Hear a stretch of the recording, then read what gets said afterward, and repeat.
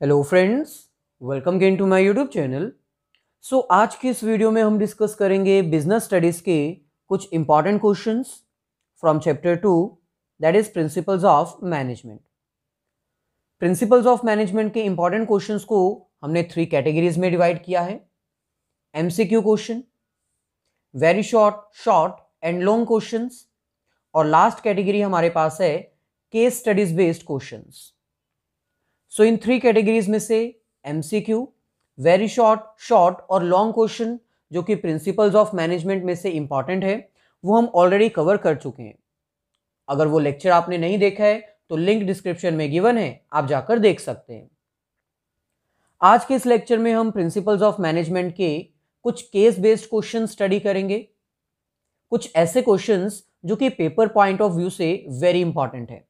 एक एग्जामिनर जो है वो केस स्टडीज पूरे ही चैप्टर में से सिलेक्टिव वे में चूज करता है।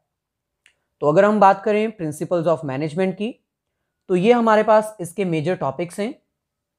प्रिंसिपल्स ऑफ मैनेजमेंट का कॉन्सेप्ट, फीचर्स और इसकी इंपॉर्टेंस। सेकेंड हमारे पास आता है फ्यूल्स प्रिंसिपल्स ऑफ मैनेजमेंट, जिसमें आपको 14 प्रिंसिपल्स करने होते हैं। थर्ड टॉपिक हमारे पास आता है टेलर्स साइंटिफिक मैनेजमेंट, जिसमें आपको साइंटिफिक प्रिंसिपल्स और कुछ टेक्निक्स रिवाइज करनी होती हैं। और लास्ट हमारे पास है difference between Fayol's principle and Taylor's scientific management principles.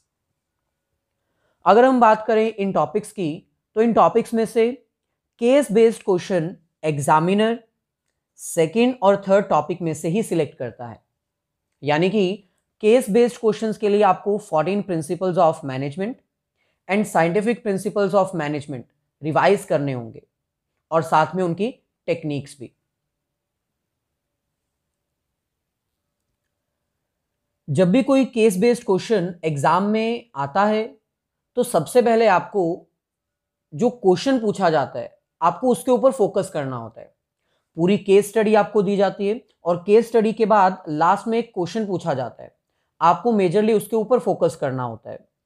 कोई भी चैप्टर का केस स्टडी प्रैक्टिस करने से पहले आप पूरे चैप्टर को एक बार डिटेल में रिवाइज कर लीजिए, ताकि कोई भी पॉइंट अगर केस बेस्ड क्वेश्चन में आता है तो वो छूटे नहीं। इस चैप्टर में से फ्यूल्स प्रिंसिपल और टेलर साइंटिफिक मैनेजमेंट के प्रिंसिपल्स और टेक्निक, ये मेजरली एक एग्जामिनर प्रेफर करता है केस बेस्ड क्वेश्चन के लिए। ऐसे ही कुछ क्वेश्चंस हम प्रैक्टिस करते हैं। फर्दर प्रोसीड करने से पहले आपसे रिक्वेस्ट है कि अगर अब तक आपने हमारी अनअकैडमी की प्रोफाइल को फॉलो नहीं किया है, तो लिंक डिस्क्रिप्शन में गिवन है, आप हमारी अनअकैडमी की प्रोफाइल को फॉलो कर दीजिए, क्योंकि वहां पर भी आपके लिए कुछ स्पेशल और प्लस क्लासेस कंडक्ट की जाती हैं अकाउंट्स, इकोनॉमिक्स और बिजनेस स्टडीज को लेकर। इसके साथ ही आपको बता दें कि अनअकैडमी पर कुछ स्पेसिफिक फीचर्स आपको प्रोवाइड किए जाते हैं जो कि बिल्कुल फ्री हैं, जैसे आस्क अ डाउट। ये एक ऐसा फीचर है जिसको यूज करते हुए आप अपने डाउट्स डिस्कस कर सकते हैं। अगर किसी स्पेसिफिक टॉपिक में आपको डाउट है तो उसके रिगार्डिंग आप अनलिमिटेड डाउट्स डिस्कस कर सकते हैं। आस्क अ डाउट के फीचर को यूज करने के लिए सबसे पहले आपको प्ले स्टोर में जाकर अनअकैडमी के लर्नर्स ऐप को डाउनलोड करना पड़ेगा। अनअकैडमी का लर्नर्स ऐप डाउनलोड करने के बाद आप उसको ओपन करेंगे और अपना फ्रेश अकाउंट क्रिएट करेंगे यूजिंग योर ईमेल और मोबाइल नंबर। अकाउंट क्रिएट करने के बाद आपके पास डायरेक्टली ये पेज ओपन हो जाएगा, जहां पर आप directly ask a doubt feature को यूज कर सकते हैं। यहां पर आस्क अ डाउट फीचर के ऊपर क्लिक करिएगा। फीचर के ऊपर क्लिक करने के बाद आपके पास ये ऑप्शन आ जाएगा, टेक अ पिक्चर और चूज फ्रॉम गैलरी।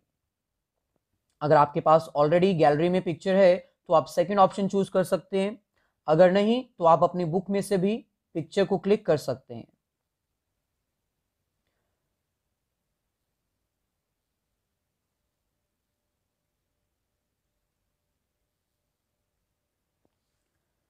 यहां पर हमने एक इमेज जो है वो सिलेक्ट कर ली है। अब आप इस इमेज को क्रॉप करोगे।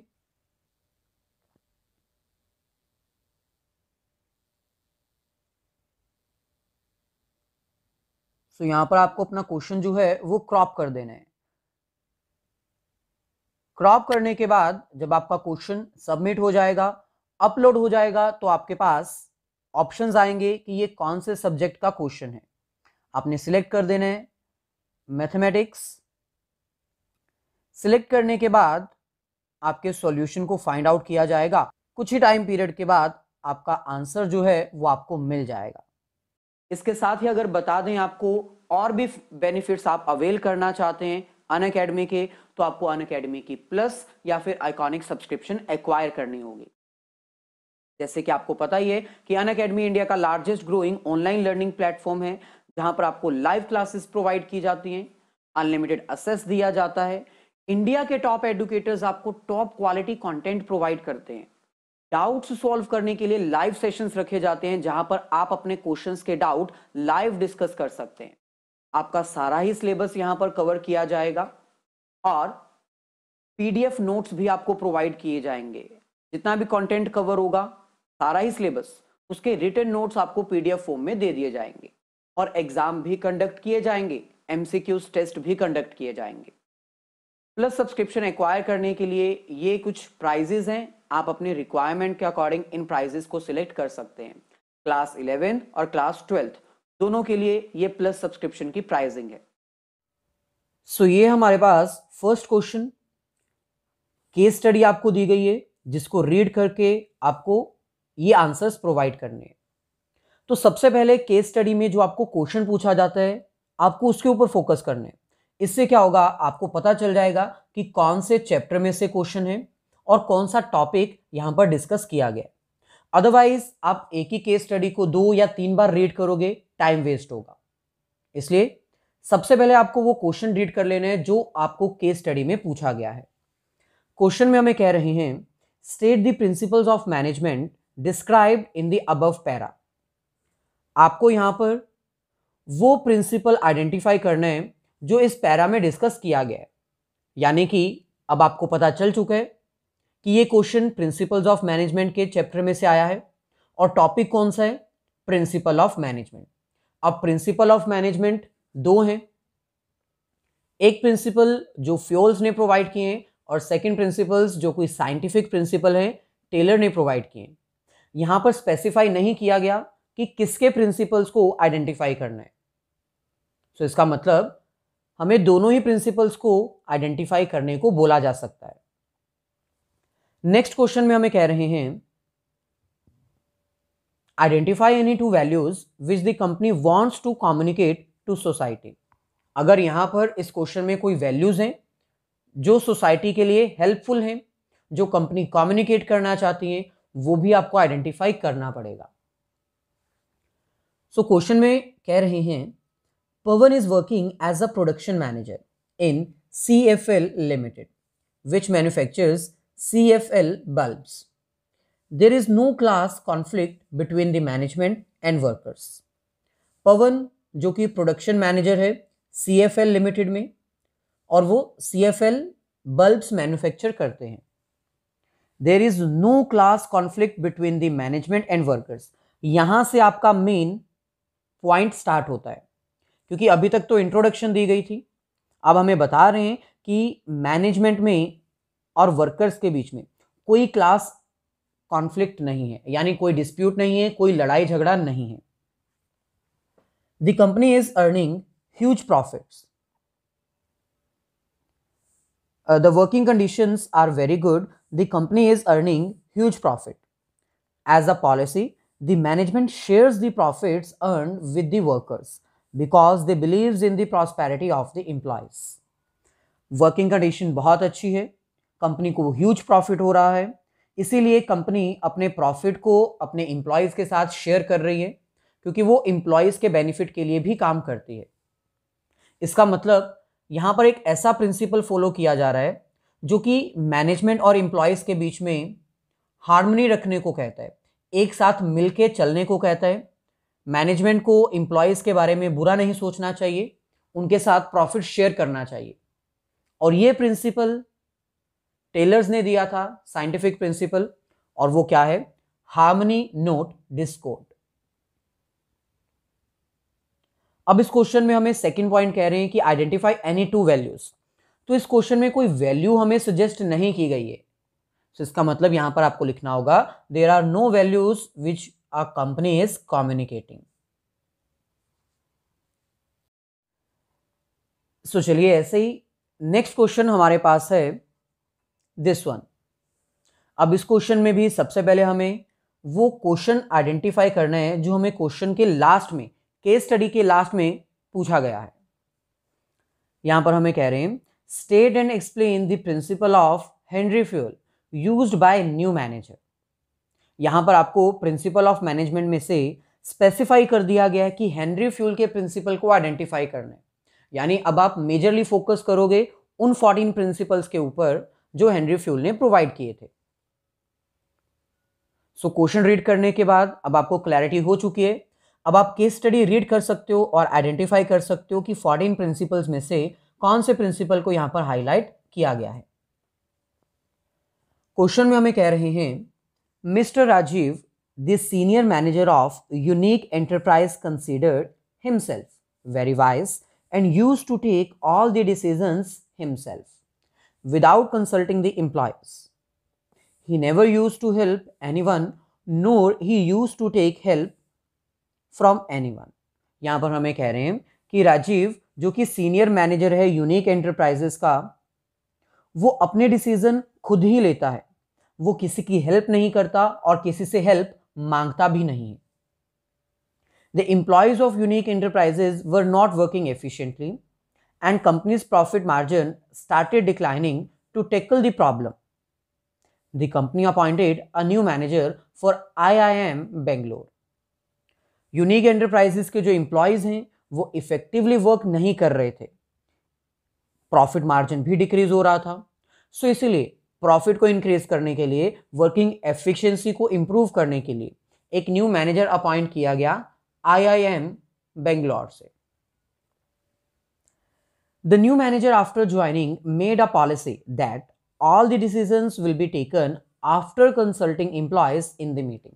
न्यू मैनेजर ने सिचुएशन को एनालाइज करते हुए ये डिसीजन लिया, न्यू पॉलिसी बनाई कि अब से जितने भी डिसीजन लिए जाएंगे वो सभी एम्प्लॉयज को कंसल्ट करने के बाद लिए जाएंगे। All employees must give some suggestions and best suggestions will be rewarded with financial and non-financial incentives. जितने भी एम्प्लॉयज हैं सब अपनी सजेशंस दे सकते हैं और जिसकी सजेशन बेस्ट होगी उसको रिवॉर्ड भी दिया जाएगा। The policy had a very positive effects on the company. ये पॉलिसी सिलेक्ट करने के बाद कंपनी के प्रॉफिट्स इंक्रीज होना स्टार्ट हो जाते हैं। अब आपको यही आइडेंटिफाई करना है कि जो न्यू मैनेजर है उसने कौन से प्रिंसिपल को फॉलो किया है और उसको एक्सप्लेन भी करना है। बेसिकली जो पुराना मैनेजर था वो एम्प्लॉयज को इंटरफेयर करने को नहीं बोलता था, उनसे इनिशिएटिव नहीं लेने को बोलता था, जबकि जो न्यू मैनेजर है उसने डिसाइड किया कि हम सबको इनवाइट करेंगे, डिसीजन मेकिंग में इन्वॉल्व करेंगे ताकि बेस्ट डिसीजन हम सिलेक्ट कर पाएं। इसका मतलब वो इनिशिएटिव प्रिंसिपल को फॉलो करता है और उसी प्रिंसिपल को आपने एक्सप्लेन भी करना है। सो चलिए ऐसे ही नेक्स्ट क्वेश्चन भी हमारे पास है, क्वेश्चन नंबर 3। केस स्टडी को रीड करने से पहले क्वेश्चन को रीड आउट कर लेते हैं। In the context of the above case identify the various principles of management that Mehul is advising Neeraj to follow while doing his job. यहां पर आपको प्रिंसिपल्स ऑफ मैनेजमेंट आइडेंटिफाई करने हैं जो कि यहां पर डिस्कस किए गए हैं। अब प्रिंसिपल ऑफ मैनेजमेंट दो हैं, फ्योल और टेलर्स। दोनों के ऊपर आपको फोकस करना पड़ेगा। यानी इतना पॉइंट क्लियर हो चुका है कि ये केस प्रिंसिपल ऑफ मैनेजमेंट में से आया है और प्रिंसिपल ऑफ मैनेजमेंट ही इसमें डिस्कस किए गए हैं, लेकिन कौन से हैं वो हमें आइडेंटिफाई करना पड़ेगा। सो क्वेश्चन में हमें कह रहे हैं Neeraj is selected for the post of software developer in an IT company. On the first day of his joining, Mehul, his project manager, tells Neeraj that during the course of his work, he will come across many such opportunities which may tempt him to misuse his power for individual or family benefits at the cost of larger general interest of the company. यहाँ पर हमें कह रहे हैं कि नीरज जो कि software developer post पे अपॉइंट किया गया है एक IT कंपनी में, जब उसने फर्स्ट डे अपनी ज्वाइनिंग की तो वहां के प्रोजेक्ट मैनेजर मेहुल ने नीरज को बताया कि during the course of your business, during the course of your job, जब आप यहां पर काम कर रहे होगे तो आपके सामने बहुत सारी ऐसी अपॉर्चुनिटीज आएंगी जहां पर आपको दो इंटरेस्ट मिलेंगे, एक पर्सनल इंटरेस्ट, फैमिली इंटरेस्ट, और सेकंड ऑर्गेनाइजेशनल इंटरेस्ट। इस सिचुएशन में आपको क्या करना है? He should rather exhibit exemplary behavior as it will raise his stature in the eyes of the company। ऐसे सिचुएशन में आपको अपने जो बिहेवियर को है वो कंट्रोल करना है, अपने पर्सनल इंटरेस्ट को इग्नोर करना है, अदरवाइज कंपनीज की आईज में आप आ जाओगे और हो सकता है आपकी जॉब छूट जाए। सो कौन सा प्रिंसिपल है जो यहां पर फॉलो करने को नीरज को कहा गया है मेहुल के द्वारा? बेसिकली यहां पर subordination of individual interest to general interest, ये प्रिंसिपल एक्सप्लेन किया गया है, क्योंकि वही ऐसा प्रिंसिपल है जो ये कहता है कि हमें अपने इंडिविजुअल इंटरेस्ट को सबॉर्डिनेट करना चाहिए, जबकि जो ऑर्गेनाइजेशन का इंटरेस्ट है वो हमें प्रेफर करना चाहिए। नेक्स्ट हमें कह रहे हैं also for interacting with anyone in the company on official matters he should adopt the formal chain of authorities and communication। अगर किसी भी तरह का ऑफिशियल मैटर आपको डिस्कस करना है तो आपको एक प्रॉपर चेन ऑफ अथॉरिटी और रिस्पॉन्सिबिलिटी, कम्युनिटी फॉलो करनी चाहिए कम्युनिकेशन के लिए। इसका मतलब यहां पर स्केलर चेन का प्रिंसिपल भी फॉलो करने को कहा गया है। सो दो प्रिंसिपल्स जो यहां पर डिस्कस किए गए हैं वो है subrogation of interest to individual interest and scalar chain. इन दोनों प्रिंसिपल्स को आपने एक्सप्लेन भी करना है। सो ऐसे ही नेक्स्ट फोर्थ क्वेश्चन भी हमारे पास गिवन है। सबसे पहले हम यहां पर क्वेश्चन रीड आउट करते हैं। Name and explain the technique of scientific management used by mister Hari. इसका मतलब ये क्वेश्चन साइंटिफिक टेक्निक में से आया है। तो बहुत सारी टेक्निक्स हैं, motion study, work study, fatigue study, functional foremanship, बहुत सारी टेक्निक्स हैं जो कि टेलर ने सजेस्ट की। उनमें से कितनी टेक्निक्स यहां पर बताई गई हैं वो आपको आइडेंटिफाई करना है। सो क्वेश्चन में हमें कह रहे हैं the production department of alpha limited was not performing well on detailed analysis. It was observed that the workers of that department were overburden. Alpha limited का जो प्रोडक्शन डिपार्टमेंट है वो सही से काम नहीं कर रहा। जब एनालाइज किया गया, ऑब्जर्व करने पर यह पता चला कि वहां के जितने भी वर्कर्स हैं वो ओवरबर्डन्ड हैं, मतलब उनके ऊपर काम का बोझ ज्यादा है। They were forced to work for longer hours without any break. So the management plan to replace the production manager. यहां पर कह रहे हैं कि वहां पर वर्कर्स बहुत ज्यादा ओवरबर्डन्ड है, उनसे फोर्सफुली बहुत लॉन्ग आवर्स के लिए वर्क करवाया जाता है विदाउट एनी ब्रेक। सो इसलिए ये प्लान किया गया कि क्यों ना हम प्रोडक्शन मैनेजर को चेंज करते हैं। They appointed mister Hari as a new production manager. He observe the average workers and note down their times. जो हरी है, जो कि न्यू प्रोडक्शन मैनेजर का हेड है, उसने ऑब्जर्व किया और ये आइडेंटिफाई किया कि ऑन एन एवरेज एक वर्कर कितनी टाइम के बाद वर्क कंप्लीट करता है, कब वो टायर्ड फील करता है। He noted down the time they worked and the time they required to fresh to join back the work। उसने वो सारा टाइम नोट किया कि कब एक वर्कर वर्क कंप्लीट करता है, कब वो थक जाता है, कब उसको रिफ्रेशमेंट चाहिए ताकि वो दोबारा से वर्क ज्वाइन कर पाए। Based on this observation, he set the break intervals for the workers। He gave small breaks to the workers to recharge their energy। So इसी को ऑब्जर्व करते हुए मिस्टर हरी ने कुछ ब्रेक्स डिसाइड की और उन टाइम्स को इंटरवल के रूप में एम्प्लॉयज को प्रोवाइड किया ताकि वो अपने आप को रीगेन कर सकें, एनर्जेटिक कर सकें। सो इसका मतलब यहां पर हरी ने कौन सी टेक्निक यूज की है? Fatigue study. फैटिग स्टडी एक ऐसी टेक्निक है जिसकी हेल्प से एक मैनेजर आइडेंटिफाई करता है कि ऑन एन एवरेज वर्क कितने देर तक एक एम्प्लॉय कर सकता है, कब वो टायर्ड फील करता है। सो चलिए लास्ट में फिफ्थ केस स्टडी हमारे पास है जो कि आपके लिए होमवर्क है। इस केस स्टडी को रीड करिए, क्वेश्चन को आइडेंटिफाई करिए और कमेंट सेक्शन में अपना आंसर जरूर प्रोवाइड करिए। जिसका आंसर एकदम करेक्ट होगा उसको मेरी तरफ से हार्ट दिया जाएगा। सो जल्दी से इस वीडियो को अपने फ्रेंड्स के साथ शेयर कर दीजिए ताकि कुछ बेनिफिट आपके फ्रेंड्स का हो जाए और कुछ बेनिफिट मेरा भी हो जाए। जितनी ज़्यादा शेयरिंग होगी, लाइक्स होंगे, उतनी जल्दी आपका बाकी सिलेबस भी कवर किया जाएगा इंपॉर्टेंट क्वेश्चंस को लेकर। सो जल्दी से शेयर कर दीजिए और लाइक कर दीजिए।